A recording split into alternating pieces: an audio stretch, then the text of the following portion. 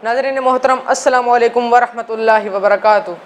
मैं आपका मेज़बान फैज़ान मुस्तफ़ा वैसी प्रोग्राम अहकाम शरीयत मुफ्ती आबिद हुसैन वैसी अल कादरी के साथ आपकी खिदमत में हाज़िर हूँ। कुछ दोस्तों ने हमें कमेंट सेक्शन में सवाल किए थे, आज हम उन सवालों के जवाब उन्हें देंगे मुफ्ती साहब से गुफ्तगू के करके। तो आइए बिला ताख़ीर मुफ्ती साहब से गुफ्तगू का आगाज़ करते हैं और उन दोस्तों के सवालात के जवाब जानते हैं। मुफ्ती साहब, आज के हमारे जो कमेंट सेक्शन में पहला सवाल आया है वो है हमारे उज़ैर साहब की तरफ से। उन्होंने पूछा है कि अगर कोई नाबालिग बच्चा अज़ान दे तो उसका अज़ान देना ठीक है या नहीं, शरअन इसके बारे में क्या हुक्म है? बिस्मिल्लाहिर्रहमानिर्रहीम।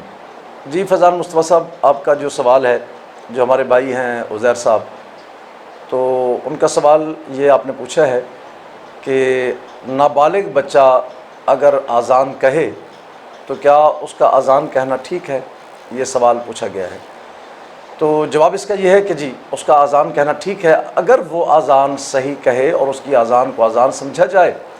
यानी वो नाबालिग बच्चा इस तरह हो कि जब अज़ान पढ़ रहा हो तो बाहर वालों को महसूस हो कि वाकई ये अज़ान हो रही है, और वो बच्चा आकिल हो, समझदार हो।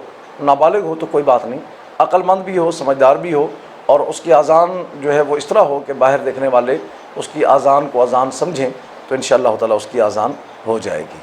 जी माशाल्लाह मुफ्ती साहब, ठीक है। अब दूसरा सवाल ये है कि वो भी उज़ैर साहब का है कि बग़ैर वज़ू भी अगर कोई अज़ान कह दे तो क्या वो अज़ान हो जाती है, इसके बारे में शरअन क्या हुक्म है?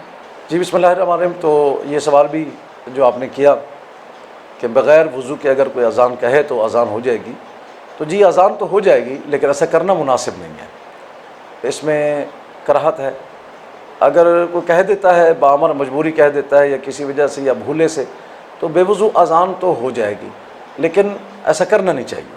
तो लिहाजा इसमें एहतियात बरतनी चाहिए कि अज़ान अल्लाह ताला का ज़िक्र है और वो भी आप मस्जिद में कर रहे हैं, तो कोशिश करें कि इसे बावज़ू अज़ान देनी चाहिए। वैसे अगर करता है कोई बग़ैर वज़ू के तो अज़ान हो जाएगी, लेकिन ऐसा मुनासिब नहीं है। जी माशाल्लाह मुफ्ती साहब, एक सवाल और है मेरी तरफ से कि अक्सर लोगों में ये बात फैली है कि हुज़ूर अकरम सल्लल्लाहु ताला अलैहि वसल्लम ने ज़िंदगी में कभी अज़ान नहीं कही, तो इस बात पर भी रोशनी डाल दे कि हुज़ूर अकरम ने सल्लल्लाहु ताला अलैहि वसल्लम ने ज़िंदगी में वाकई कभी अज़ान नहीं दी?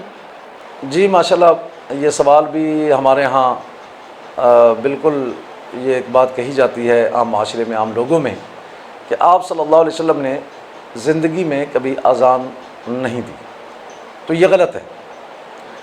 एक सफ़र में आप सैयद आलम सल्लल्लाहु ताला अलैहि वसल्लम ने बनफ्स नफीस ख़ुद आपने अज़ान भी पढ़ी, और उस अज़ान के बाद ज़ुहर का वक्त था, आपने नमाज ज़ुहर भी अदा फरमाई। तो ये बात जो लोगों में फैली हुई है, ये बिल्कुल गलत है कि आपने कभी भी अज़ान नहीं पढ़ी, और उसकी मुख्तलिफ़ तावीलात अपने अपने तौर पर दी जाती हैं, और किसी की तावील मोहब्बत में होती है, किसी की किस तरह, लेकिन ऐसा नहीं है। अज़ान सफ़र में एक दफ़ा मेरे करीम आका अलैहिस्सलातु वस्सलाम ने ज़रूर पढ़ी है। और अज़ान के मुताल्लिक़ जो है वो मैं कुछ बातें अर्ज़ करना चाहता हूँ कि जिन दोस्त ने उज़ैर भाई ने ये सवाल किए हैं, तो अल्लाह ताला उनके इल्म में इजाफ़ा फरमाए, हमारे इल्म में भी बरकत दे अल्लाह ताला। अज़ान के मुताल्लिक़ और भी सवालात हैं जो किए जा सकते हैं। क्या अज़ान जो है वो बारिश नहीं होती तो क्या उस वक्त अज़ान देनी चाहिए, या जब ज़लज़ला आता है या कोई मुसीबत आ जाती है तो अज़ान देनी चाहिए? बिलख़ुसूस जब हम कब्र में किसी को दफन करते हैं तो क्या उस वक्त भी अज़ान देनी चाहिए? तो ये सारे सवाल जो मिन जुमला जवाब मैं दे देता हूँ इसमें, कि बिल्कुल मुश्किल वक्त में अल्लाह तबारक व तआला को पुकारना, उसके नाम लेना, ये मुसीबत से निजात का ज़रिया भी है, और अल्लाह ताला की किस्म की बरकत की वजह से मुसीबतें टल जाती। इसीलिए मुसलमानों के यहाँ ये रिवाज है कि माज़अल्लाह जब अल्लाह ना करे ज़लज़ला आ जाता है तो लोग घरों की छतों पर अज़ान देते हैं। जब कोई मुसीबत आ जाती है, आफत एक जैसे वबा या कोई आफत आ जाए, तब भी लोग छतों पर चढ़कर अज़ान देते हैं, और बिल्कुल देनी चाहिए कि उस वक्त हम अल्लाह की ज़िक्र बुलंद करते हैं और ये इकरार करते हैं कि ए मालिकुल मुल्क, तेरा नाम बुलंद कर रहे हैं, और हम इसलिए कर रहे हैं कि इस मुसीबत को टालने वाला तू ही है। तो जब ये अज़ान उस मुसीबत में दी जाती है तो फिर ज़रूर अल्लाह ताला उसके बदले में करम फरमाते हैं। और बिलखुसूस एतराज़ जो है वो हो जाता है कि कब्र पर जब हम किसी मैयत को दफन करते हैं तो क्या उस वक्त अज़ान कहनी चाहिए या नहीं कहनी चाहिए?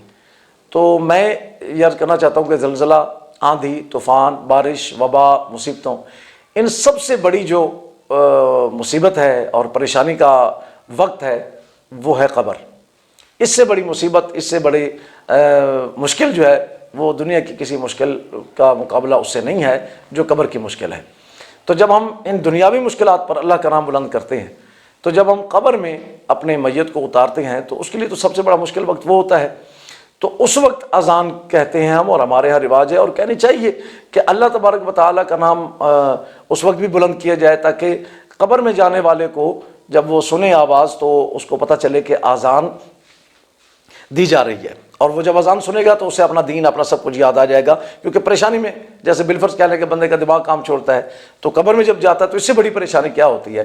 اس وقت جب اذان دی جاتی ہے تو وہ اس کے لیے راحت کا سامان بن جاتی ہے۔ تو اب اس پر سوال ہوگا کہ کیا وہ مرنے والا سنتا ہے اس اذان کو؟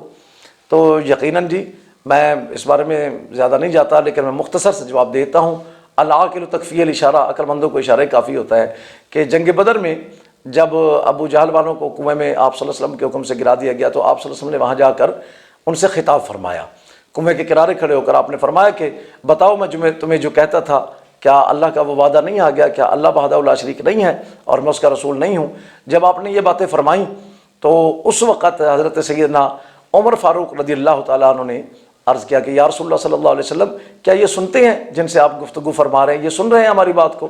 تو آپ صلی اللہ تعالیٰ علیہ وسلم نے فرمایا کہ عمر، بے شک یہ تم سے زیادہ سنتے ہیں مگر یہ جواب نہیں دے سکتے۔ تو اس بات سے تو قطعاً یہ بات ثابت ہو گئی کہ اگر کافر سن سکتا ہے تو پھر مسلمان تو سبحان اللہ، وہ جب قبر میں جائے گا تو وہ ضرور اللہ تعالیٰ کی اذان کی آواز کو سنتا ہے۔ اسی لیے ہم قبر پر کھڑے ہو کر اذان دیتے ہیں یا قبر میں اتر کر بھی اذان دیتے ہیں تاکہ اللہ تعالیٰ کے نام کی برکت سے یہ وحشت کا گھر نہ بھرے، یہ رحمت کا گھر بن جائے، اور ہمارے دفن ہونے والے کے لیے اس میں آسائشیں ہوں، اللہ تعالیٰ ان کی مغفرت فرمائے۔ تو اس مشکل گھڑی میں جو ایک مرنے والے کے لیے سب سے بڑی مشکل گھڑی ہوتی ہے قبر، اس وقت اذان کہنا بالکل مناسب ہے تاکہ اس کی برکت سے اللہ تعالیٰ اس کو اس کے سوال و جواب میں اور اگلی اس کی منزل اور سفر میں اللہ تعالیٰ اس کے لیے آسانیاں پیدا فرمائے۔ واللہ اعلم بالصواب۔ اللہ تعالیٰ ہم سب کو نیک عمل کرنے کی توفیق عطا فرمائے۔ اذان اللہ کا ذکر ہے، تو جو لوگ اعتراض کرتے ہیں تو مجھے تو ان کی عقل پہ حیرت ہوتی ہے کہ وہ اب اللہ کے نام پر بھی، اللہ کے ذکر پر بھی ان کو اعتراض ہو چکا ہے کہ اب وہ بھی یہاں کیا جائے وہاں نہ کیا جائے، وہاں کیا جائے تو وہاں کیا نہ کیا جائے۔ پہلے تو آپ صلی اللہ علیہ وسلم کے بارے میں چلو وہ تو ہے، کہتے ہیں کہ جی ایسا نہ ہو ایسا، تو اب اللہ کے ذکر کے بارے میں بھی اعتراض کہ بھی جناب وہاں کیوں لیا؟ تو جہاں مرضی لیں، اللہ تعالیٰ کا نام ہے، جہاں مرضی کھڑے ہو کر لیں، تو اللہ تعالیٰ کے نام کی برکت ہر جگہ ہوتی ہے۔ اللہ تعالیٰ ہم سب کو عمل کی توفیق عطا فرمائے۔ جی تو ناظرین، مفتی صاحب نے ہمیں بہت ہی تفصیل کے ساتھ سوالوں کے جواب دے دیے ہیں۔ آخر میں یہ دعا ہے کہ اللہ تعالیٰ آپ کو شاد و آباد و شاد رکھے، اور آپ سے آخر میں گزارش کرتا چلوں کہ اشاعت اسلام کے لیے ہمارے اس چینل کو سبسکرائب کریں، بیل آئیکن پریس کریں، ہماری اس ویڈیو کو لائک کریں اور اس ویڈیو کو آگے شیئر کریں تاکہ یہ صدقہ جاریہ بن جائے۔ اسی کے ساتھ ہمارے پروگرام کا وقت اپنے اختتام کو پہنچا۔ اپنے میزبان کو اجازت دیجیے۔ اللہ حافظ۔